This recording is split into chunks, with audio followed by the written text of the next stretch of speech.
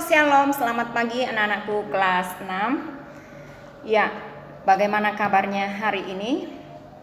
Semoga semua dalam keadaan sehat dan yang paling penting adalah tetap menjaga kesehatan.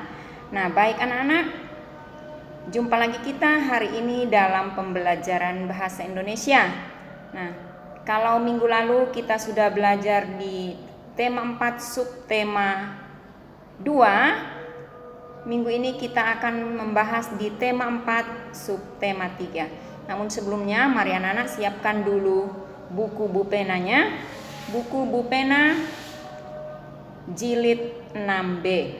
Ya, kalau sudah siap kita mulai saja. Bu Guru berharap anak-anak benar-benar memperhatikan penjelasan Bu Edmi ya.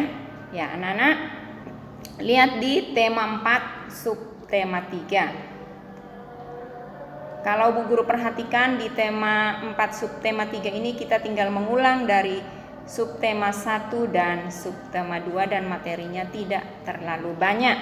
Ya. Kita buka di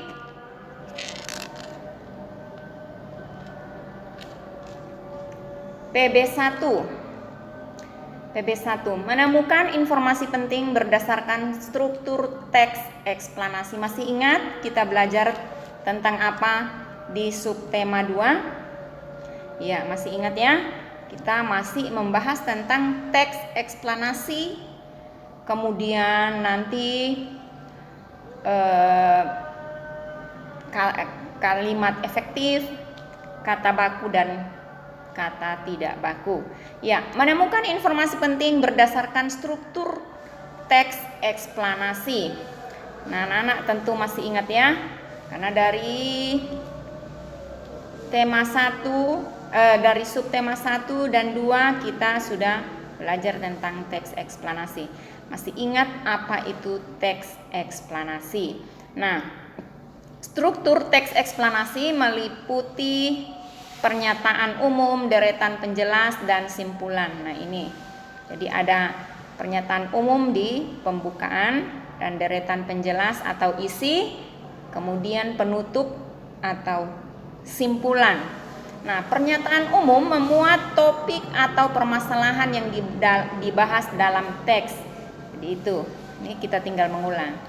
Kemudian deret penjelas berisi pernyataan pendukung, fakta dan juga informasi yang mendukung topik utama.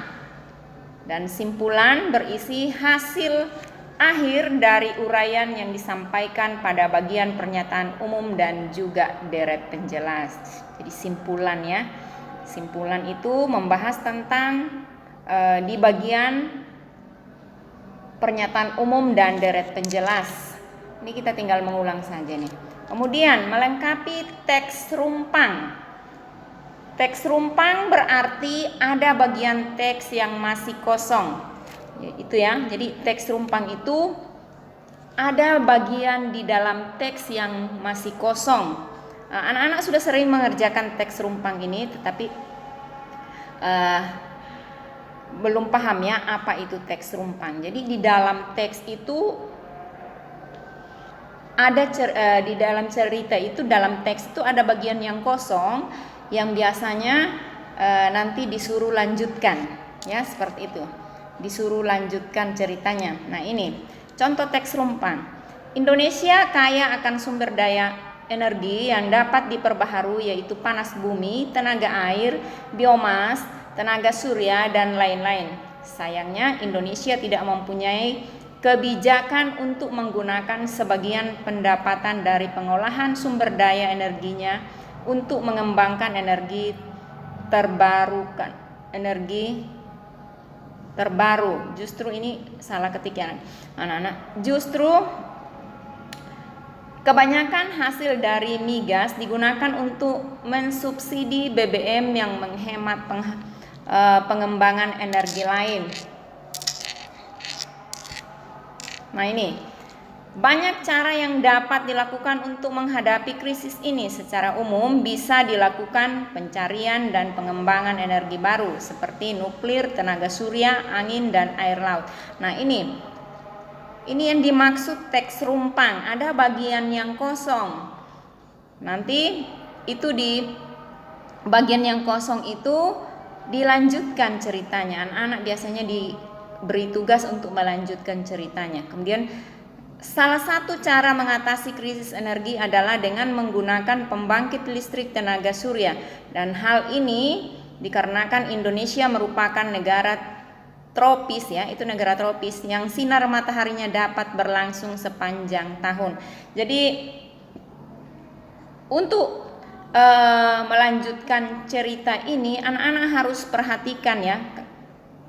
Kalimat rumpang itu anak-anak harus memperhatikan kalimat sebelumnya dan sesudahnya. Jadi tidak sembarang, tidak suka-suka hati mengisinya, tetapi harus ada kaitannya dengan kalimat-kalimat sesudahnya dan kalimat sebelumnya, kalimat sebelum dan sesudahnya. Nah, itu. Jadi harus ada kaitannya. Tidak sembarang diisi, ceritanya harus berkesinambungan. Harus berkesinambungan seperti itu. Jadi ini adalah contoh kalimat rumpang. Nah, kemudian langkah-langkah melengkapi teks rumpang adalah yang pertama, membaca teks yang ada dengan cermat. Jadi baca dulu teks ya. Baca dulu teksnya dengan cermat, dengan saksama secara keseluruhan. Jadi supaya anak-anak bisa pahami apa selanjutnya ceritanya. Jadi teks sesudah dan sebelumnya. Itu baru anak-anak bisa memahami nanti. Menemukan topik atau permasalahan yang dibahas dalam teks tersebut. Kemudian memperhatikan sebelum dan sesudah bagian yang rumpang. Nah ini, jadi itu tadi yang Bu Guru maksud. Memperhatikan sebelum dan sesudahnya. Teks yang di atas dengan yang di bawah diperhatikan terlebih dahulu. Baca dulu dengan teliti supaya anak-anak bisa melanjutkan atau mengisi bagian yang kosong. Itu ya. Kemudian melengkapi bagian yang rumpang tersebut dengan menghubungkan bagian sebelum dan sesudahnya ya. Itu tadi harus ada hubungannya. Teks yang sebelumnya dan sesudahnya itu harus ada hubungannya, atau jadi bagian yang rumpang itu diisi harus berkaitan dengan teks sebelum dan sesudahnya. Menggunakan bahasa Indonesia yang baik dan benar dengan memperhatikan pedoman umum ejaan bahasa Indonesia. Dan jadi ini tentunya menggunakan bahasa baku. Jadi menggunakan bahasa yang baku. Nah, kita lanjut. Lihat di PB 4. Menentukan kosakata tidak baku dan dalam teks. Teks eksplanasi ditulis menggunakan kosakata baku, kalimat efektif dan sesuai dengan pedoman umum ejaan bahasa Indonesia. Ini Bu Guru rasa anak-anak sudah paham ini. Apabila menemukan kata tidak baku dalam teks eksplanasi, sebaiknya lakukan perbaikan dengan cara menuliskan atau menggantinya dengan kata baku atau penulisan yang benar. Jadi di dalam teks eksplanasi itu anak-anak baca dulu secara keseluruhan. Jika di dalam teks itu ada kata tidak baku, harus diperbaiki. Contohnya apotik ya. Apotik diganti dengan apotek, tulisannya ya. Kita biasanya menyebutnya apotik tapi tulisannya adalah apotek. Kata baku dan tidak baku dapat diketahui dengan memeriksanya di Kamus Besar Bahasa Indonesia. Jadi kalau ragu, buka kamusnya, cari di Kamus Bahasa Indonesia. Itu. Jadi untuk menemukan kata bakunya. Ya. Di PB6, membuat gambar seri berdasarkan informasi suatu teks. Membuat gambar seri berdasarkan informasi suatu teks. Informasi dari suatu teks dapat disajikan dalam bentuk gambar seri. Anak-anak tahu enggak gambar seri ini? Gambar seri anak-anak sudah sering melihat ya, bahkan sudah sering membaca cerita dengan gambar seri. Nah, gambar seri ini adalah urutan gambar yang mengikuti suatu percakapan dalam memperkenalkan atau menyajikan arti yang terdapat pada gambar. Jadi gambar seri ini adalah urutan gambar yang mengikuti suatu percakapan dalam hal memperkenalkan atau menyajikan arti yang terdapat dalam gambar atau pada gambar. Itu yang dimaksud dengan gambar seri. Nah, mengapa dikatakan gambar seri? Karena gambar satu dengan gambar yang lainnya itu memiliki hubungan keruntutan. Jadi dikatakan gambar seri karena gambar yang satu dengan gambar yang lainnya itu memiliki hubungan, ya, hubungan keruntutan. Jadi ada kaitannya. Seperti tadi cerita rumpang, ya, cerita rumpang. Jadi ada hubungannya dengan paragraf atau kalimat sebelumnya dengan sesudahnya. Demikian juga gambar seri. Gambar yang satu dengan gambar yang lain itu saling berhubungan atau saling berkaitan. Ada hubungan keruntutan. Jadi seperti itu. Kemudian gambar seri memudahkan pembaca untuk memahami isi urutan informasi dalam teks. Nah itu. Jadi gambar seri memudahkan pembaca untuk memahami isi urutan informasi dari teks. Tuh, jadi mudah sekali ya membuat ceritanya. Kalau dia berurutan, gambarnya berurutan, lalu membuat ceritanya itu mudah sekali. Gambar seri harus disajikan berurutan sesuai isi urutan informasi suatu teks. Itu. Apabila diperlukan dapat ditambahkan dengan balon kata pada gambar seri. Nah, jadi gambar seri ini bisa juga dibuatkan balon kata. Nah, balon kata ini balon ucapan ya, yaitu sebuah bidang untuk menampilkan kata atau kalimat. Biasanya ini digunakan di dalam buku komik. Nah, anak-anak yang sering membaca komik, di situ ceritanya itu ditulis di dalam balon kata, ya, di dalam balon kata. Jadi balon kata ini diperlukan sebuah bidang untuk menampilkan kata-kata atau kalimat. Jadi contohnya tadi itu di buku komik. Tetapi tidak harus menulis gambar seri, membuat cerita berdasarkan gambar seri ini tidak harus dibuatkan balon kata. Anak juga boleh membuat cerita berurutan. Ya, cerita menulisnya dengan membuat paragraf.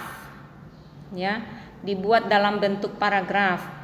Seperti itu. Kalau dalam bentuk kalau menggunakan balon kata itu biasanya terdapat di cerita komik, ya.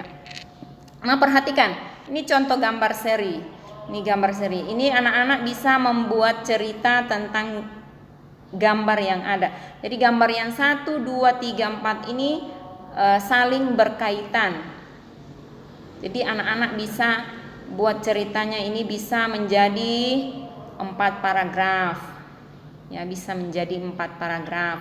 Gambar 1 paragraf. Gambar 2 1 paragraf, gambar 3 1 paragraf, gambar 4 juga 1 paragraf. Bisa menjadi 4 paragraf cerita. Atau bisa tergantung ceritanya. Anak-anak juga bisa dijadikan 3 paragraf saja. Seperti itu ya. Ini contoh gambar seri. Ini kalau dibuat, ini anak-anak bisa buat dalam bentuk paragraf, tetapi bisa juga anak-anak buat dalam bentuk balon kata. Nah, bisa juga anak-anak bisa kalau diperlukan balon kata itu bisa kalau perlu bisa ditampilkan balon katanya. Iya. Tapi kalau tidak, buatnya dalam bentuk paragraf saja. Kemudian contoh berikutnya, ini yang dimaksud ya. Cerita gambar seri akibat tidak bekerja sama. Ada yang dibuat dalam bentuk kalimat saja, ada juga yang dalam bentuk balon kata. Keterangannya dibuat dalam suatu kalimat atau dalam bentuk kalimat, tetapi percakapan yang dilakukan dalam gambar itu dibuat dalam bentuk balon kata. Jadi itu ya. Jadi ini ada penjelasannya. Jaka dan Rudi diberi gambar harus diwarnai bersama. Diberi gambar harus diwarnai bersama. Ini keterangannya. Kemudian Jaka mulai mewarnai gambar, namun Rudi masih saja bermain. Jadi itu. Kemudian yang kedua, teman-teman lain selesai mewarnai. Nah, teman-teman yang lain sudah selesai mewarnai. Lalu itu ada percakapan antara Bu Guru dengan siapa? Dengan Jaka ya. Tuh. Jadi percakapannya itu antara guru dan siswa atau Jaka itu dibuat dalam bentuk balon kata. Jadi itu yang dimaksud balon kata ya. Iya. Nah, anak-anak, untuk subtema 3 materinya tidak banyak karena kita tinggal mengulang ya. Jadi sampai sekian dulu pertemuan kita di tema 4. Kita sudah membahas dari subtema 1, 2 dan terakhir ini subtema 3. Jadi demikian pertemuan kita di tema 4 sekaligus pertemuan kita dalam kegiatan belajar mengajar bahasa Indonesia hari ini. Semoga apa yang sudah dijelaskan dapat dipahami. Jika ada hal-hal yang belum jelas bisa ditanyakan langsung ke WA Bu Edmi. Selamat pagi, selamat belajar. Tuhan Yesus memberkati.